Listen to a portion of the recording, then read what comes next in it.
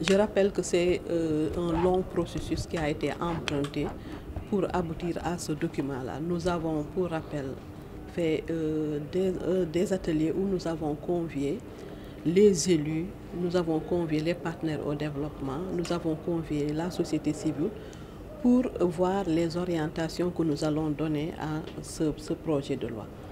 Le draft qui a été obtenu a été partagé à nouveau avec les différentes organisations. Nous avons tenu récemment un atelier à Mbour avec l'ensemble des élus, l'Assemblée nationale, le Haut Conseil des collectivités territoriales, le Conseil économique, social et environnemental, les associations des élus locaux.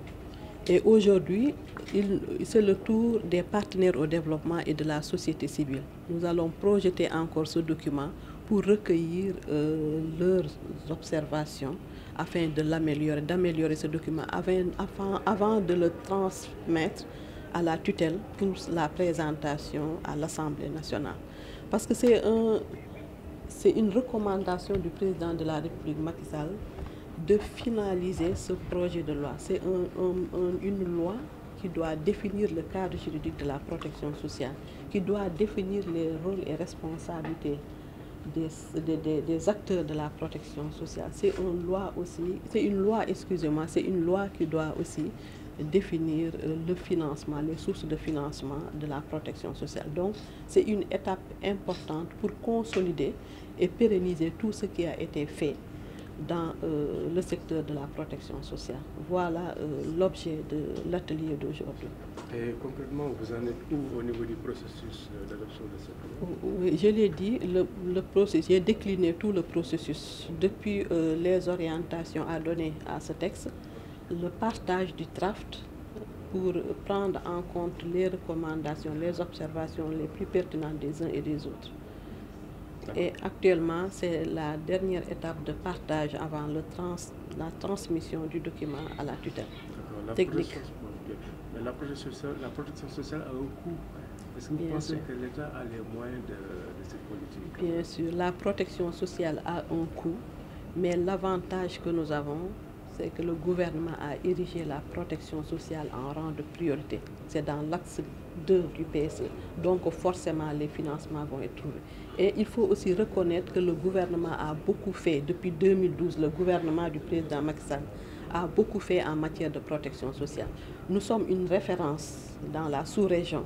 Le programme national de bourse de sécurité familiale qui a enrôlé plus de 315 000 ménages et qui est financé sur ressources internes.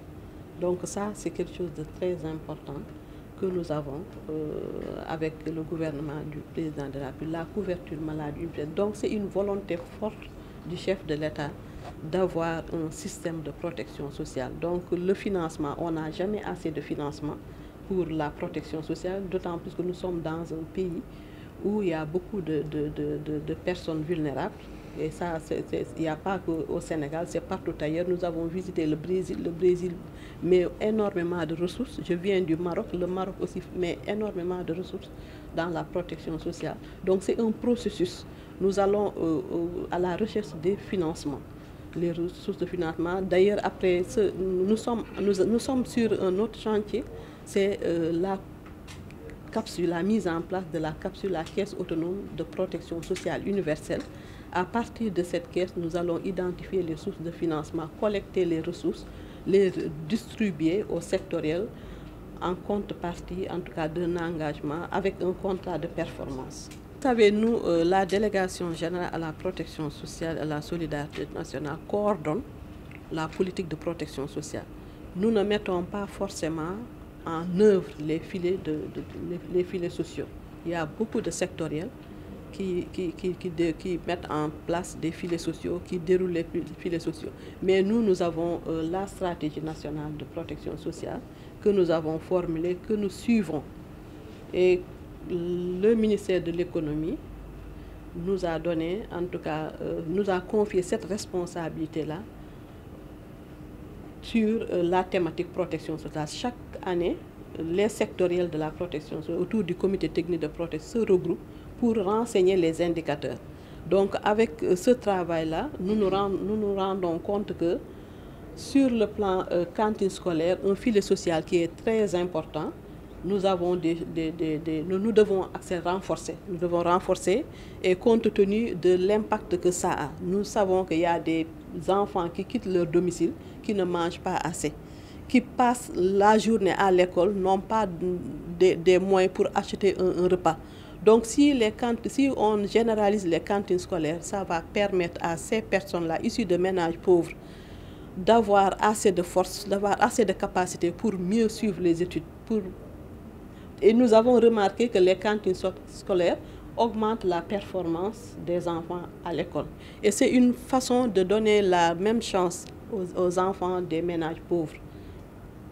De donner cette chance aux enfants des ménages pauvres pour leur permettre vraiment de réussir les études et de devenir quelqu'un demain pour interrompre la transmission intergénérationnelle de la pauvreté. C'est dans ce sens-là que j'ai interpellé les projets et programmes ou bien les directions qui travaillent dans ce secteur. Madame, juste une dernière question. Qu'en est-il de la situation vu qu'il y a eu l'extension du registre national unique aujourd'hui? Effectivement, ça aussi, ça fait partie des chantiers qui sont très importants que nous avons actuellement en charge.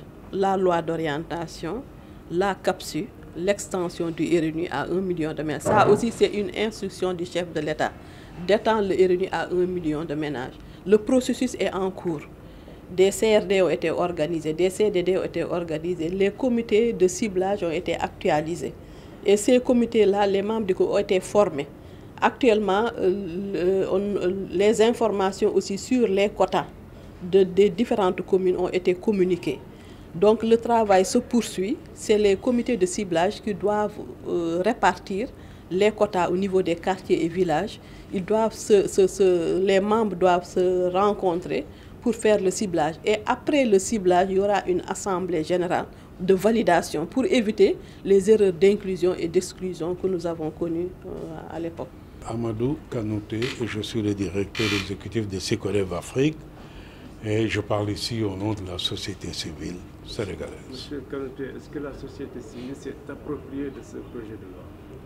Oh que si, parce que ce projet de loi, ce draft de projet de loi a toute une histoire. Et la société civile a été impliquée dans ce processus depuis le départ. Ce n'est pas moins de 4 ans, tout au moins, que ce processus est mis en route. Et aujourd'hui, nous arrivons à une étape où nous estimons que c'est une étape presque ultime, où nous pensons qu'au sortir de là et en entendant les propos du délégué général à la protection sociale, qui a reçu des instructions du chef de l'État pour demander à ce qu'on accélère l'élaboration et la finalisation de ce draft de projet de loi, nous espérons que nous sommes à la phase ultime. Ceci est extrêmement important, parce que quand on parle de protection sociale, c'est vraiment la vision de tout État. Faire en sorte que les plus démunis, les plus défavorisés puissent être protégés, puissent bénéficier des retombées du développement économique et que personne ne soit laissé en rade au bord de la route. La protection sociale, c'est le cœur du travail d'un État. Et alors, à partir de ce moment, il est important que la société civile puisse être impliquée. Donc, dès le départ, nous avons été impliqués et aujourd'hui, nous sommes tous là pour dire avançons, pour que, enfin, la protection sociale puisse devenir quelque chose qui soit consacré dans notre ordonnancement juridique. Que ce pays, qu'il y ait une loi qui puisse être opposable à l'État. Pour dire, vous aviez promis de faire A, B, C, D, et c'est dans nos textes, c'est dans nos lois, notre ordonnancement juridique de la Constitution jusqu'au texte de règlement en cours dans ce pays vous y oblige. Avoir cette loi va être un élément extrêmement important de pérennisation et de consolidation de la protection sociale. Professeur Abdessalam Fall, je suis sociologue et je représente le LARTES, le laboratoire de recherche sur les transformations économiques et sociales qui est logé à l'Université Cheikh Anta Diop de Dakar. Je vais vous poser la même question. Est-ce que les universités sont appropriées de la loi sur la protection nationale? Oui, il s'agit d'un projet de loi qui a été discuté Et vous savez, la vocation des institutions universitaires est de mettre au point un certain nombre d'évidences scientifiques et de faire en sorte de partager ces évidences scientifiques pour permettre aux décideurs d'agir en conséquence. Et donc, nous avons réalisé une série d'études depuis de nombreuses années maintenant qui s'inscrivent dans ce cadre-là. Par exemple, une des études porte sur les projections sur la protection sociale à l'horizon 2050. Nous avons élaboré la stratégie, fait les projections financières et nous avons mis à disposition ces projections à la délégation et aux partenaires qui s'en inspireront pour prendre les décisions idoines. C'est dans une démarche inclusive et participative. Absolument. Je pense que depuis de nombreuses années, les gens travaillent dans une logique de ce qu'on appelle la gouvernance multidimensionnelle, qui est une coproduction des politiques publiques avec les acteurs de la société civile, du secteur privé, l'État au centre, et en associant évidemment les institutions universitaires et de recherche, les institutions académiques, de manière à ce que les informations scientifiques et les évidences qui sont collectées puissent être des bases d'inspiration des politiques publiques.